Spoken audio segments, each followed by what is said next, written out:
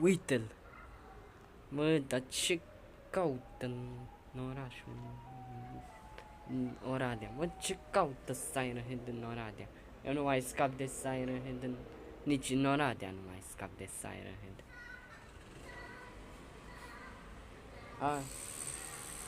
Deodată merg la București și îl mai văd încă o dată.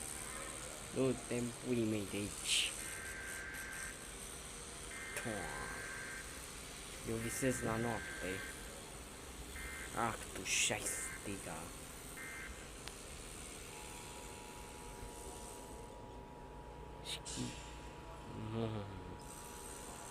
Și sare. Diga.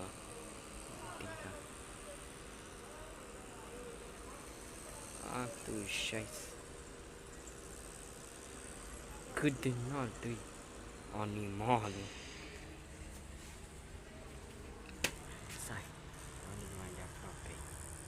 Bă, cât de înalt, pe toate.